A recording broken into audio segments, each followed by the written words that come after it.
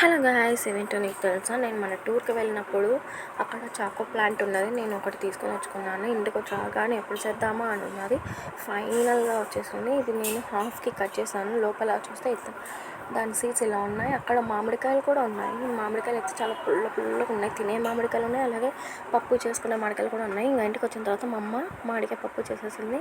ఇప్పుడు ఇదైతే సీడ్స్ చాలా జల్లీగా ఉన్నాయి. ఇవి సీడ్స్ మనం వైట్ది పైన తినేయచ్చు, లేదంటే మనం వాష్ అయినా చేయొచ్చు. నేనైతే వాష్ చేస్తున్నాను. ఇవన్నీ వేసి వాష్ చేసేయాలి. ఫస్ట్ 1 టైం వాష్ చేయాలి మంచిగా. ఒక్కొక్కటి బియ్యం ఎలా వాష్ చేస్తామో అలా వాష్ చేయాలి ఒకసారి. నెక్స్ట్ ఈ వాటర్ పారేసి సెకండ్ టైం మనం వాష్ చేసుకోవాలి. ఇలా 2 టైమ్స్ వాష్ చేసిన తర్వాత మనకు పైన వైట్ అనేది వెళ్తుంది, ఇంకా కొంచెం ఉంటుంది. ఇది మనం సన్ కింద డ్రై చేస్తే అది కూడా వెళ్ళిపోతుంది. ఇది ఇలా ఒక పల్చని క్లాత్ మీద ఎండ కింద దీన్ని ఒకదాని మీద ఒకటి వేయకుండా ఫ్రీగా ఎండ కింద డ్రై చేసుకోవాలి. ఇది చాలా అంటే చాలా ఓపిక ఉండాలి.